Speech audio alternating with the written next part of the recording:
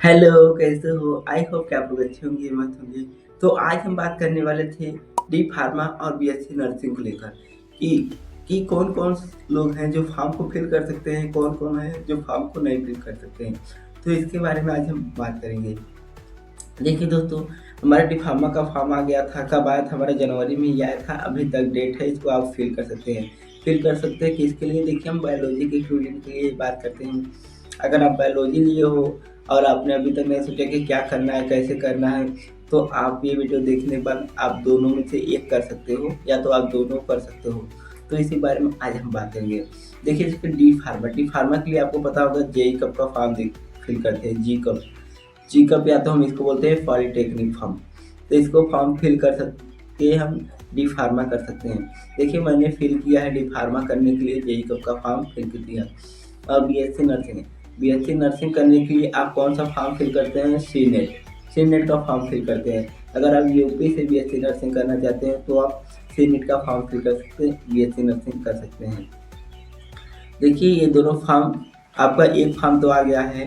कौन सा? जेईई कब का फॉर्म। ये बहुत लोग फिल कर दिए हैं, बहुत लोग नहीं फिल किए हैं, क्योंकि बहुत लोग सोच रहे हैं मेरे को नहीं डी फार्मा नहीं करना है, मेरे को बीएससी नर्सिंग करना है, मेरे को जीएनएम करना है, मेरे को और दूसरा कोर्स करना है, मेरे को नीट का फॉर्म देना है, तो उसके बाद मेरे को जो करना है वो करना है। तो बात की बात है, जैसे मैं जो बता रहा हूँ उसके लिए डी फार्मा के लिए जो कि 2 साल का होता है, बीएससी नर्सिंग हमारा 4 ईयर्स का होता है।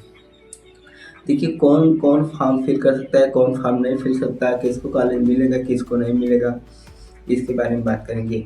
देखिए, हमने फॉर्म कर दिया, अब बीएससी नर्सिंग का भी फॉर्म नहीं आया, शायद दो वो नहीं 1 वीक के अंदर ही आ जाएगा।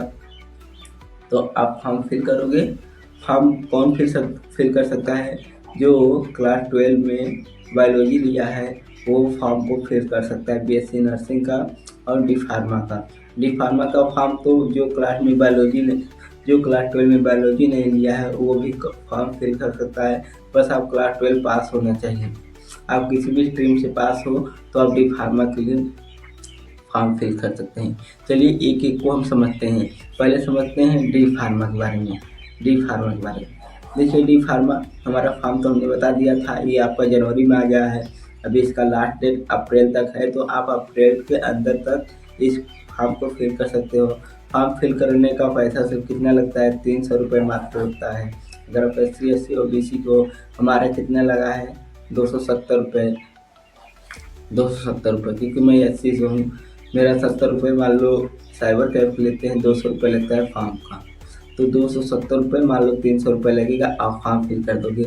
फॉर्म फिल करने के बाद आप क्या करोगे? क्लास 11 और 12 की स्टडी करोगे। क्लास 11 12 की कौन कौन सा subject? Physics, chemistry, bio, 3 subject को स्टडी करोगे। आपका होगा इंट्रेंस टेस्ट में आप पास हो जाओगे।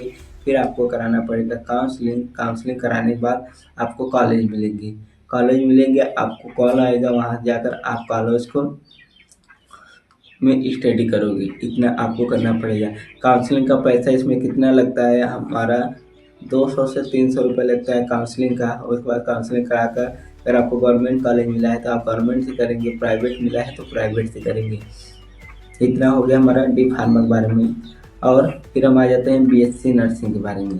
देखिए, हमने बीएससी नर्सिंग करना है तो आपको सी नेट का फॉर्म फिल करना पड़ेगा। C NET, common nursing entrance test. तो इस सी नेट का फॉर्म फिल करने के बाद आपको क्या करना पड़ेगा? फिर इसका फॉर्म आपका होता है वहीं मई में आपका मान लो 20-21 मई तक आपका फॉर्म, आपने फॉर्म फिल किया होगा तो आपका पेपर हो जाएगा। मई में फॉर्म पेपर देने के बाद आपका सब सिलेबस जानते हो, क्लास 12 और 11 का होता है। फिजिक्स, केमिस्ट्री, बायो, नर्सिंग और एक होता है English. Physics, chemistry, bio, nursing, English, GK. इसमें हमारा total physics, chemistry, bio 3, nursing, GK 5 5 subject हमारा होता है। 5 सब्जेक्ट इसमें होता है। इसमें सिर्फ 3 सब्जेक्ट होता है, फिजिक्स, केमिस्ट्री, हमारा फिजिक्स, केमिस्ट्री, बायो। तो आप इस दोनों में से कोई भी कर सकते हैं। फिर आपने क्या किया? आपने इंटरेस्ट रेट दे दिया। फिर आपको कराना पड़ेगा काउंसलिंग। आपका आएगा रिजल्ट, अगर आप क्वालिफाई रहोगे तो आपको कराना पड़ेगा काउंसलिंग। काउंसलिंग कराने के बाद फिर आपको कॉलेज चॉइस करना पड़ेगा। वह आप सिर्फ आप क्वालिफाई हो काउंसलिंग के लिए, तो आप काउंसलिंग कराकर चॉइस करोगे कॉलेज, कॉलेज चॉइस करने के बाद फिर आपको मिल जाएगा कॉलेज, और वहाँ जाकर आप स्टडी कर सकते हैं। अब इसमें देखिए काउंसलिंग का पैसा आपका 5,000 रुपये लगता है, इसमें आपका 200 रुपये लगता है। ये आपका 2 ईयर्स का होता है, डी फार्मा आपका 2 ईयर्स का होता है, और फार्मेसी जो होती है जो हमारा होता है बायोलॉजी से बीएससी नर्सिंग आपका 4 ईयर्स का होता है। इसका अगर आप प्राइवेट से करोगे तो आपका ये कितना लगेगा, डी फार्मा अगर आप प्राइवेट से करोगे तो आपका 2 लाख मान लो, मैक्सिमम 2 लाख, मिनिमम आपका 1.5 लाख रुपए में हो जाएगा प्राइवेट से। या बीएससी नर्सिंग करोगे प्राइवेट से करोगे तो आपका 6 लाख, अगर गवर्नमेंट से करोगे तो आपका 1.5 लाख, 1.5 से 2 लाख रुपए, 2 से 3 लाख रुपए लग सकता है, इतना आप समझ लीजिए। तो आई होप कि आपको अच्छे समझ में आ गया होगा। कोई भी आपको इंक्वायरी करना हो तो आप कमेंट में बताइए, कोई भी दिक्कत हो आप कमेंट में बताइए, मैं आपको बिल्कुल सजेशन करूँगा।